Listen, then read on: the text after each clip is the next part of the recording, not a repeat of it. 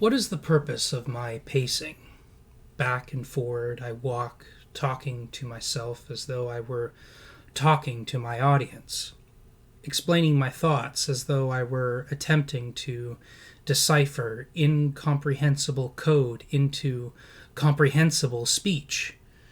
And when I've succeeded, as I always do, I forget my words and arguments, never recording and sharing the alleged genius revelations I craft and discover.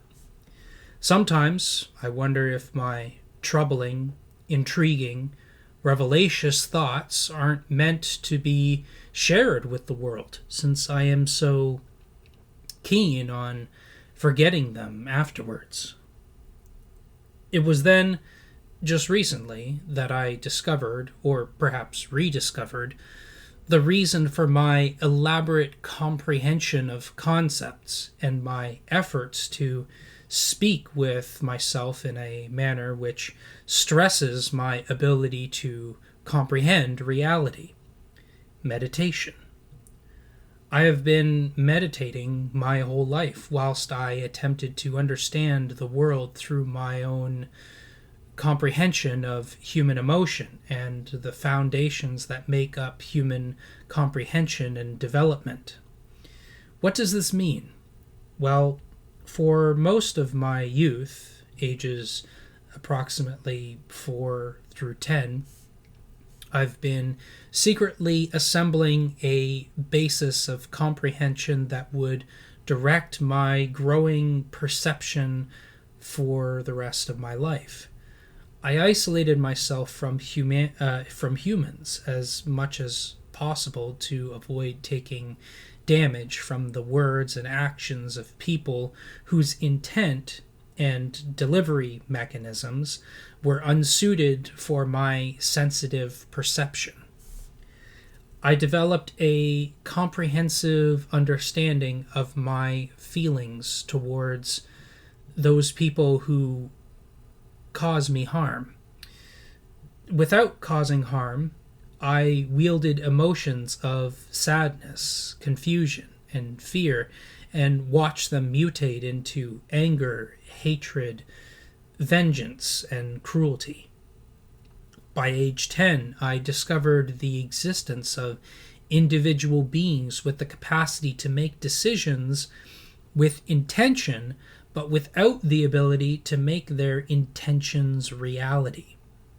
I witnessed years of justified anger and hatred, as well as memories of thoughts and actions reflective of vengeance and cruelty, suddenly lose all justifiable value. I witnessed my swollen and bloated emotional self turn into a dying rot, and like that dying rot, I wanted to die as well. But I did not die.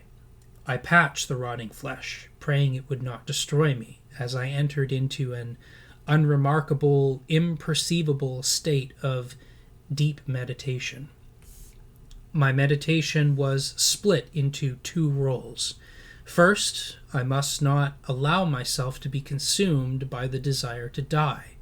However, I could not deny the possibility that, should I fail at my chosen task, my life would be forfeit with no opportunity for repeal. Video games, schoolwork. If I failed to master my tasks, I could die. Second, I mustn't allow myself to be lost in my speech or interactions with other people. I was there to observe, and no more should I find myself overwhelmed. Through trial and tribulation, I reached the age of approximately 20, where the rotten flesh of my past became too much for me to bear. With the risk of my end close at hand, I gathered my observations and began calculating a solution.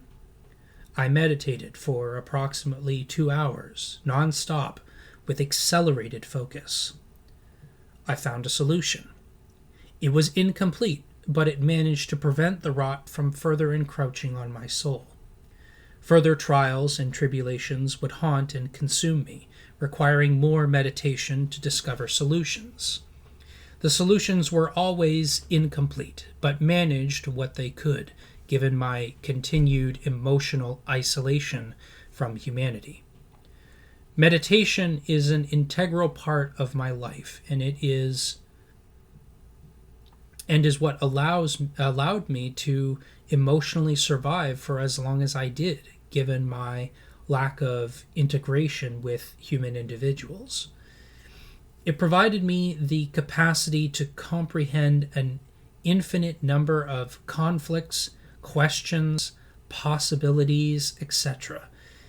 It allowed me to confront an infinite number of my own and other simulated emotional states in a calm and collectible manner. Even without a large catalog of knowledge, my meditation skills have allowed me to present smart and intelligent arguments with the capacity to change a current perception held by other people. Now, I'm 32 years old. I'm not sure I ever seriously considered that one of my skills was that of meditation, but now I know two of the skills I possess: explanation and meditation. Now I just need to figure out how to use these skills to the benefit of human society whilst acquiring my happy, content state of mind. Forever forward we march. This is GD signing off. Until next time.